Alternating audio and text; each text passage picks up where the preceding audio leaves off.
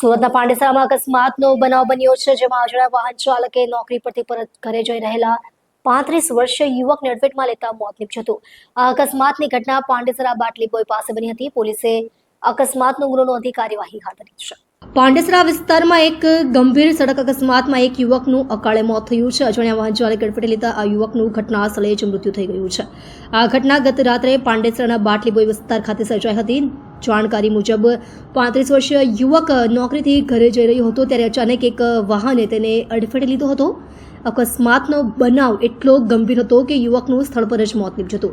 ઘટના બાદ વાહન ચાલક ત્યાંથી ફરાર થવામાં સફળ થયો હતો. પોલીસે આ અકસ્માતની ફરિયાદ નોંધીને કાર્યવાહી હાથ ધરી છે. ફરાર ચાલકને શોધવા માટે પોલીસે તપાસ શરૂ કરી છે.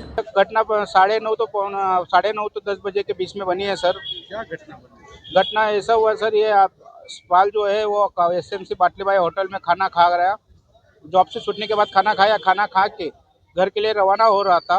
रवाना होते वक्त बाटलीबाई 4 रास्ते पे इसको जो बीचों रोड पे कोई वाहन चालक ठोक के चला निकल गया है। इसका कोई आता पता नहीं चला वाहन का, इसको जगह पे ही बुरी तरह ठोका है, जगह पे ही इसका प्राण चला गया है। तो उसके बाद हमको उसके मोबाइल से दूसरे मेरे सुपरवाइजर को फ़ोन आया, उसके से मेरे को फ़ोन आया तो मैं वहाँ 15 मिनट में पहुँचा। तो सर वहाँ पांडेसरा पुलिस स्टेशन से पुलिस वाले या 108 सब आके खड़ी थी। तो उनका मोबाइल या पर्स वो सब पांडेसरा पुलिस स्टेशन में जमा करवा लिए वो लोग। और हमको पूछताछ किया, मैं बोला कि हाँ भाई हमारे साथ में काम करता है। तो उसके बाद हमने उनका पुलिस वाले बोले चलो इनकी FRI 10 करवाओ। तो FRI 10 करवाया और इनकी बॉडी हम लोग रात को सिविल में लाके छोड़ा सर। मरने वाले की उम्र कितनी है? मरने वाले की उम्र है सर 36 या 37। क्या काम करता है? ये डाइंग पेंटिंग में लेबर का काम करता था सर। इसकी फैमिली में कौन? इसकी फैमिली में 2 बच्चे हैं, भाई बीबी है, माता है, पिता है सर। सीसीटीवी चेक करे आपने? सीसीटीवी अपन को रात को पुलिस वाले भी बोले हैं, मैडम थी PSI में, वो बोले कि हम आप टेंशन मत लो, अभी ये रात का 2:30-3 बज गया था सर। 3 बजे मेरे को वो लोग बोले कि आप तो अभी जाओ, डेड बॉडी अपना सुबह होगा, हम लोग सीसीटीवी कैमरा चेक करवा के आपको फाइनल रिपोर्ट दिलाएंगे। यूपी है, बिहार है? સરદાર વલ્લભભાઈ પટેલની જન્મ જયંતિના પ્રસંગે કોઝવે વિસ્તારમાં એક વિશાળ વૃક્ષારોપણ કાર્યક્રમનું આયોજન કરવામાં આવ્યું હતું. મહિલા પોલીસ સ્ટેશન સેક્ટર 1 કતારગામ અને જિંદગી જીવદયા અભિયાન સુરતની સંયુક્ત ટીમ દ્વારા આ કાર્યક્રમનું આયોજન કરવામાં આવ્યું હતું. સુરતના કોઝવે નજીક સરદાર વલ્લભભાઈ પટેલની જન્મ જયંતિ નિમિત્તે વિશાળ વૃક્ષારોપણ કાર્યક્રમનું આયોજન કરવામાં આવ્યું હતું. મહિલા police station sector 1 Katargam Surat તથા જિંદગી જીવદયા અભિયાન સુરત ટીમના સંયુક્ત ઉપક્રમે આ કાર્યક્રમ યોજાયો હતો. આ અવસર પર મહિલા પોલીસ મથકના PI શ્રીમતી BA ભટ્ટ તથા તેમની સમગ્ર ટીમે સક્રિય ભાગ લીધો હતો. કાર્યક્રમ દરમિયાન 50થી વધુ વિવિધ જાતના વૃક્ષોનું રોપણ કરવામાં આવ્યું હતું.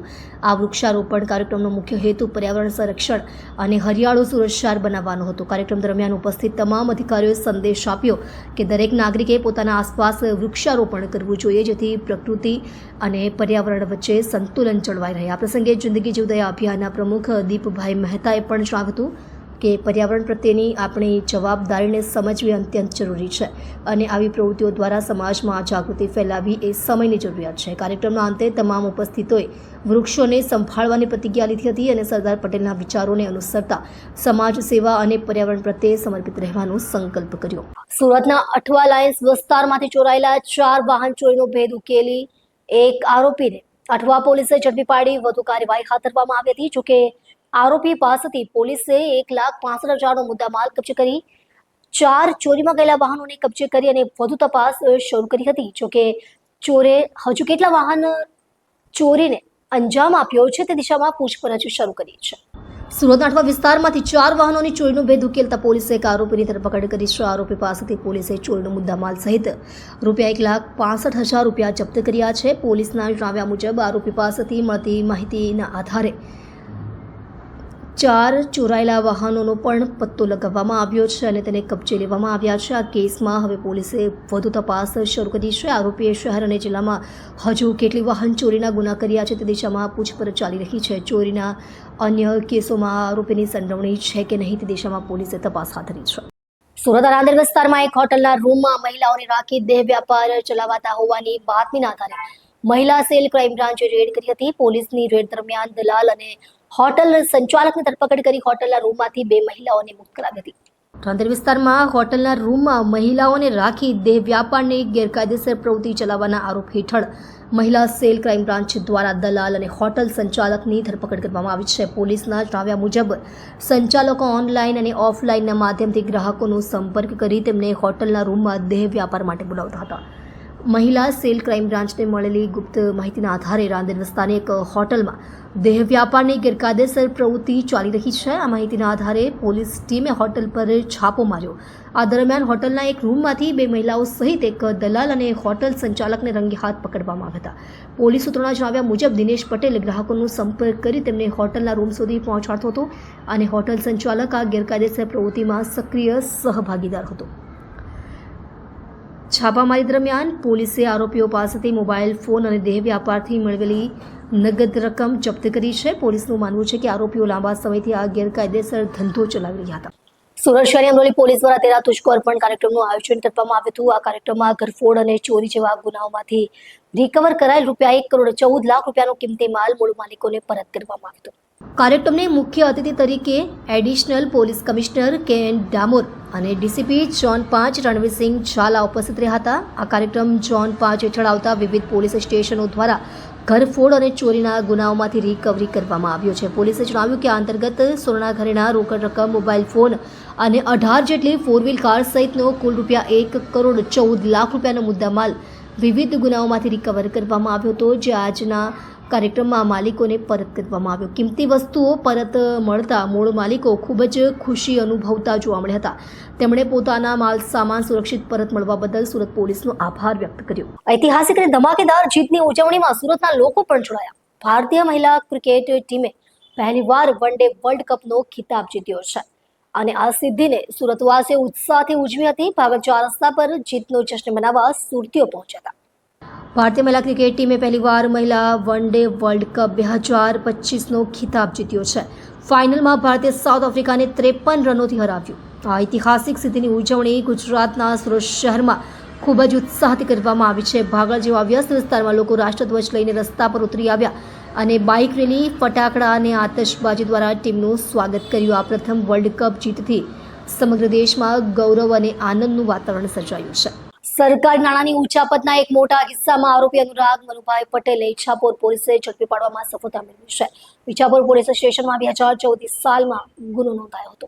ઈચ્છાપોર પોલીસ સ્ટેશન વિસ્તારના નાસ્તા ફરતા આરોપીને પકડી પાડવા પોલીસ ટીમ કામે લાગી હતી. જે અન્વયે ઈચ્છાપોર પોલીસ સ્ટેશન ખાતે સન 2014માં આરોપીઓ તલાટી કમ મંત્રી તથા સરપંચશ્રીઓ એકબીજાની મદદગારી કરી ઈચ્છાપોર ગ્રામ પંચાયતના ઘરવેરાના તથા અન્ય વેરાના નાણાં રોજે રોજ બેંકમાં જમા કરાવવાના હોય છતાં તે નાણાં બેંકમાં જમા નહીં કરાવી મોટી રકમ હાથ ઉપર રાખી અલગ અલગ પેઢીના નામના ખોટા અને બોગસ બિલોના વાઉચર બનાવી રોજ મેળમાં ₹1,40,050 ખર્ચા તરીકે બતાવી તથા ઈચ્છાપોર ગ્રામ પંચાયતના આવકના નાણાં ₹12,03,000ની રકમ વાઉચર વગર રોજ મેળમાં ખોટા ખર્ચા તરીકે બતાવી સરકારી નાણાંની ઉચાપત કરી. તે જ રીતે અલગ અલગ ટ્રાન્સપોર્ટના નામના ખોટા અને બોગસ બિલો બનાવી ₹7,92,500 રોજ મેળમાં ખર્ચા તરીકે બતાવી તથા આવકવેરાની કુલ રકમ મળી ₹28,85,790ની રકમનો હોદ્દાનો દુરુપયોગ કરી નાણાં લોકહિતમાં ઉપયોગ નહીં કરી લોકહિતના કામો કરેલ ન હોવા છતાં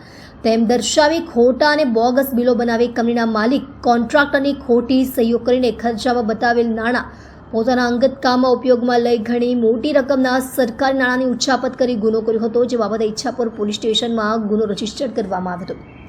જે ગુનાના કામે પોલીસ ઇન્સ્પેક્ટર એસી ગોહિલના માર્ગદર્શન હેઠળ સર્વેલન્સ સ્ટાફના પોલીસ સબ ઇન્સ્પેક્ટર કેપી જાડેજાએ પોલીસ સ્ટાફના માણસોની અલગ અલગ ટીમો બનાવેલ, જેમાં head constable Rameshbhai Meramanbhai, head constable Kavitbhai Manubhai technical workout કરી હ્યુમન સોર્સિસના આધારે મળેલ માહિતીના આધારે આરોપીને લોકેટ કરી ઈચ્છાપોર ગામ ખાતે વોચમાં રહી આરોપી મનુરાગ મનુભાઈને પટેલને પકડી પાડી પ્રશંસનીય કામગીરી કરેલ છે.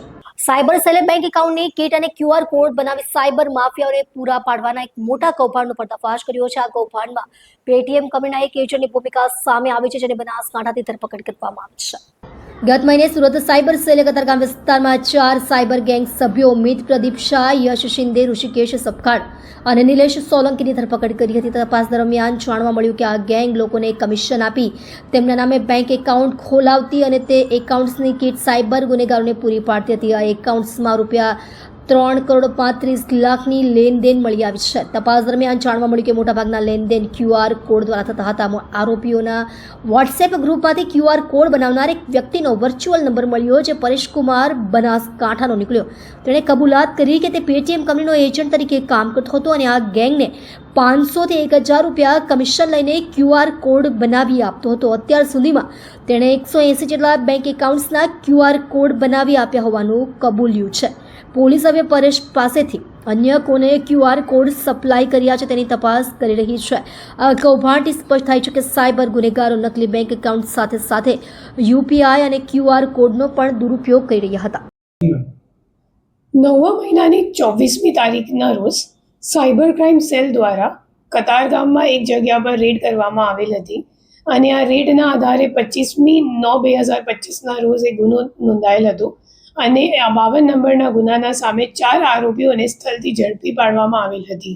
આ 4 આરોપીઓ પાસેથી અમે લોકોને કુલ 174 બેંક એકાઉન્ટ મળી આવેલ હતા અને તમામ એકાઉન્ટની ડિટેલ્સ જોતા તપાસ દરમિયાન એ સામે આવેલ છે કે 800 કરોડથી વધારેનું ટ્રાન્ઝેક્શન્સ આ તમામ બેંક એકાઉન્ટમાં થયેલ છે.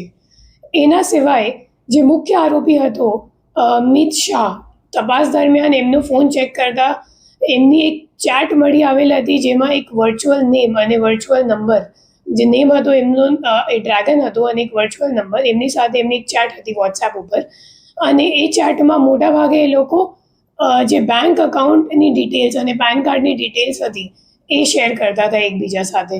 તો એટલે આ વર્ચ્યુઅલ નંબરની અમે લોકોએ ટેકનિકલ વર્કઆઉટ કરી અને CP સાહેબની માર્ગદર્શન હેઠળ એક ટીમને બનાસકાંઠા ભીલડી ખાતે મોકલી આપવામાં આવેલ હતો અને ત્યાંથી અમે લોકોને ખબર પડી કે જે વર્ચ્યુઅલ નેમ જે ડ્રેગન છે એની પાછળનો જે માણસ છે એમનો અસલ નામ પરેશ મોદી છે અને એમનો મુખ્ય જે ભૂમિકા આખા જે ગેંગમાં હતો એ એમ છે કે એ લોકો કમિશન ઉપર મિત શાહ અને એમની જે ટોળકી હતી એ લોકો કમિશન ઉપર બેંક ખાતા દેશભરના રાજ્યોથી લેતા હતા અને પછી આ બેંક ખાતાની ડિટેલ્સ એ લોકો પરેશ મોદીને મોકલતા હતા. પરેશ મોદી આ તમામ ખાતા ઉપર એમની સામે QR કોડ બનાવીને એ લોકોને આપતો હતો સો દેટ જે ટ્રાન્ઝેક્શન્સ છે એ ઝડપથી થઈ જાય અને એ QR કોડ બનાવવા માટે પરેશ મોદીને જે સાયબર ક્રાઇમ ગેંગો છે એ 500 રૂપિયા આપતી હતી.